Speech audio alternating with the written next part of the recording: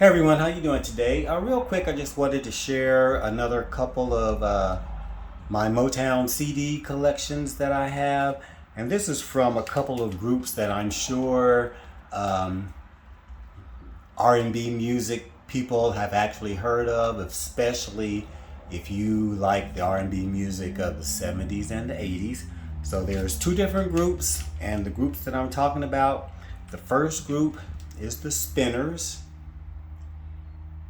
And the Spinners are actually best known for their hits of the 70s, but they actually spent the 60s recording for Motown, and they really didn't have any real big hits during their stay at Motown. They were kind of considered maybe like a second tier type of group, not as well known as the Four Tops and the Temptations and the Supremes and Martha and the Vandellas and all of that. But, they did have a couple of hits. Their first hit on Motown was a song called That's What Girls Are Made For. And then they later on had a hit called Truly Yours.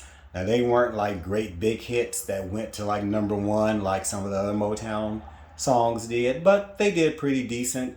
And basically, from a lot of what I read, they were on the road most of the time as the opening act for the more established and higher profile Motown groups, like the ones I mentioned before, the Supremes or the Four Tops or the Temptations or Marvin Gaye or Martha and the Vandellas and something like that.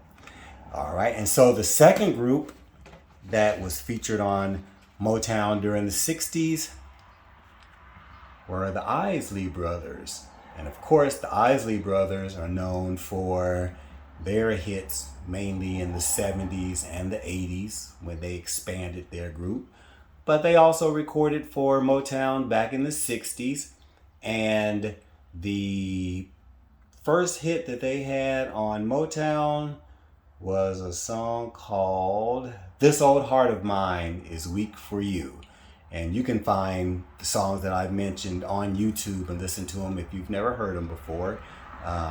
It was a hit, but like I said about the Spinners, it didn't go to the top of the charts the way some of the other Motown songs did. And they were basically in the same position as the Spinners.